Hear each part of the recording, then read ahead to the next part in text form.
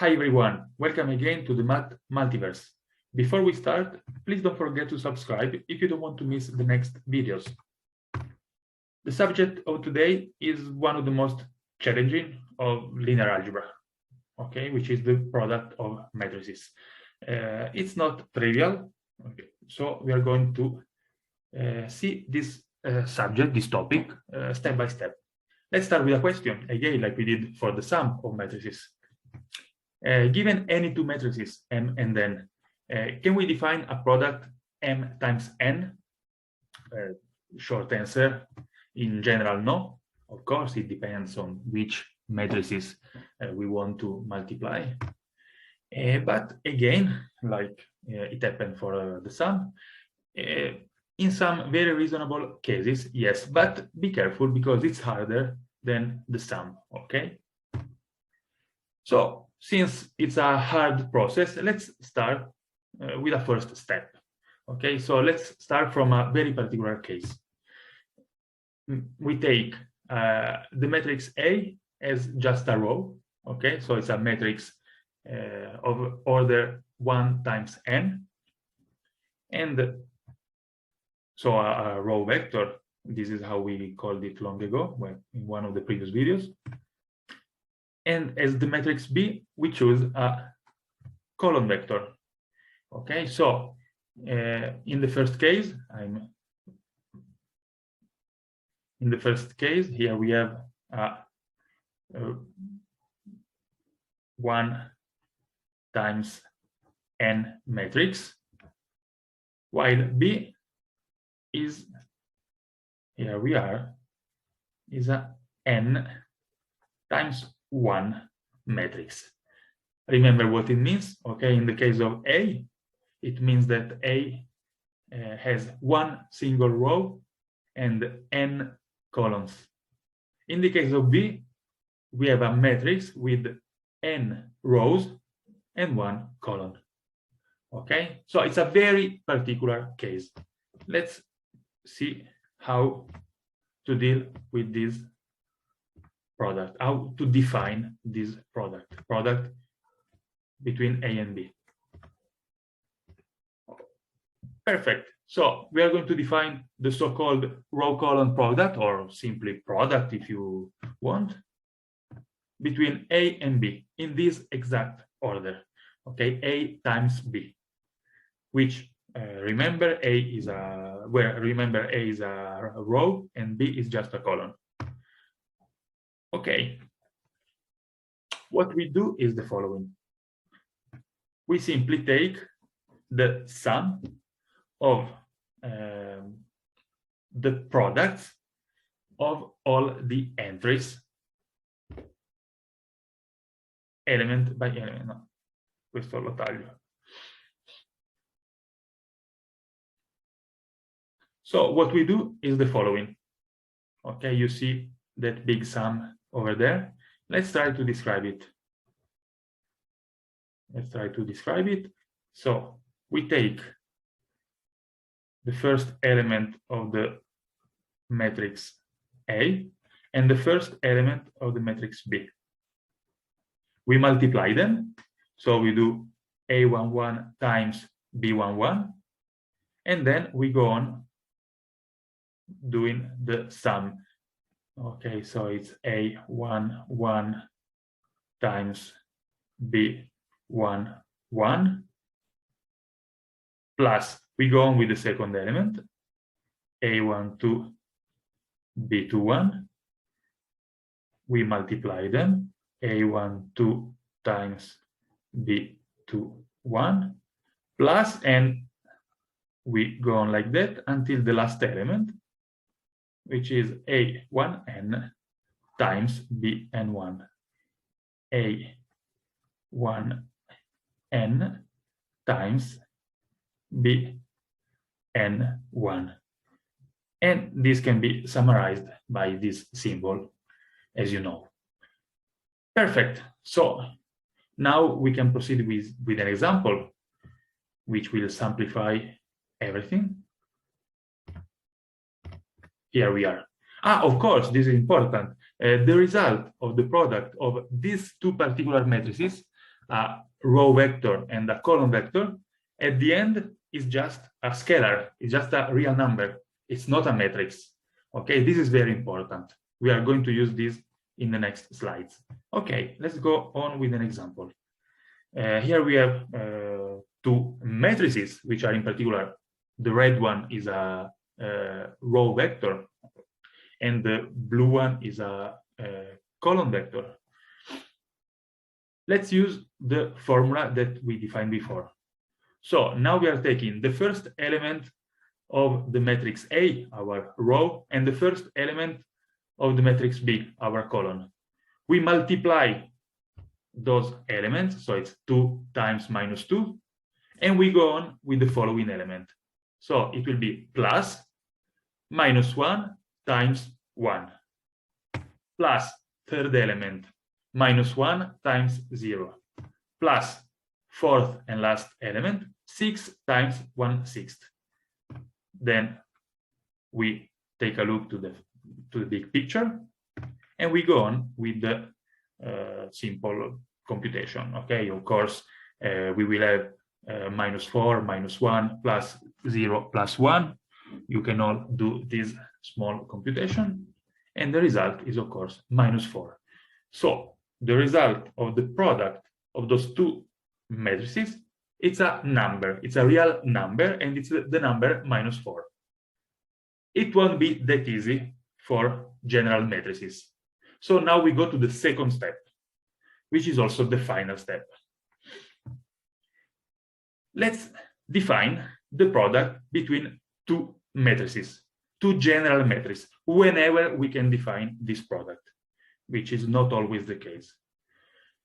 So let's fix three positive integers. So, for example, m, n, and t in this case. And we take two matrices. The matrix A, whose entries are, as usual, denoted by Aij, which is a m times n matrix. As you can notice, it's written here, okay? It's a m times n matrix. Then we go on, and we take a matrix B, whose entries are denoted by Bij. In this case, it's a n times t matrix. Let me give you this detail here. It's a n times t matrix. And it's important to notice, now I'm going back to the previous picture. It's important to notice that the second number, that means the number of columns of A, should be equal to the number of rows of B. Okay, this is very important. It's extremely important because it's the only case where we can perform the multiplication between two matrices. A times B can be performed only when the number of columns of A coincides with the number of rows of B. So, what is the result that we obtain? What we obtain is the following. We obtain a matrix, A times B, that for now will be called P. What is the size of this matrix? Before we decide what are the entries of the matrix, what is the size of this matrix? The size, it's exactly this. Take a look at that. How nice and beautiful is this? The size of this matrix is m times t, which are exactly this number m times this number t. That means the number of rows of A and the number of columns of B. So everything magically will make sense when the number of columns of A coincides with the number of rows of B. Okay, now we need to define the entries of this matrix P, the matrix product A times B. Let's go to see this. We temporarily call the entries by Pij, and we are building each entry of the matrix product as a product as we defined in the first step of today's topic, okay, as the product between a row vector and a column vector, which now we know how to perform. Okay, in particular, the element Pij is obtained as the product of the ith row of the matrix A and the jth column of the matrix B. And we know how to do this. It's that big sum that we described before, okay, a couple of minutes ago, maybe a little bit more than a couple. And of course, this makes sense whenever I and j are in the good intervals. So if you are confused at the moment, it's normal. It's a lot to process. But as usual, after this little part of theory, we are going to see an example, an easy example, which will give a complete description of the process. So here we go. So let's start with the last example and most important example for this video, where we take a matrix A and a matrix B. As you notice immediately, this first matrix, the matrix A, is a 2 times 3 matrix, 2 rows, 3 columns. The second matrix is a 3 times 2 matrix, 3 rows, 2 columns. The important part to observe is that the number of columns of A coincides with the number of rows of B. That means that we can perform the product A times B. And we go on like this. We can perform this product, and we can also know the size or order of this matrix, because this information will come from that, as we saw before. Let me change the color. The product A times B will have 2 rows and 2 columns. Okay, and here we have our 4 elements. So if we use the notations that we used in the previous part, this will be the element P11, the second will be the element P12, the third will be the element P21, and the fourth and last will be the element P22. So now I'm deleting all this, and we are going to compute all of them one by one. We have 4 operations to do. Perfect. So the first element will be the row column product between the first row of A and the first column of B. So it will be 4 times 0 plus 0 times minus 1 plus 5 times 1. I will write it only this time.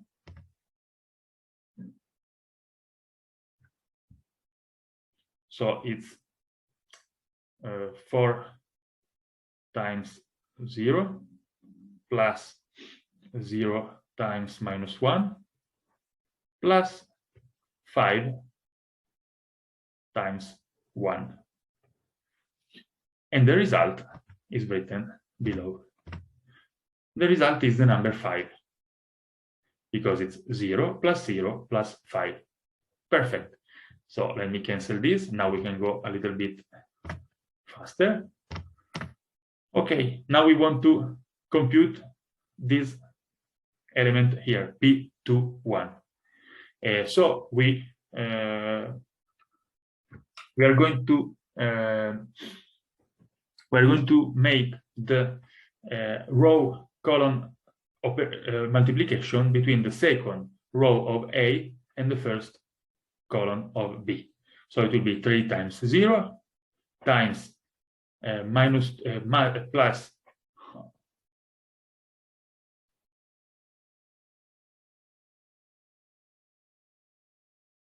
So it will be 3 times 0 plus minus 2 times minus 1 plus 2 times 1. And the result is 4.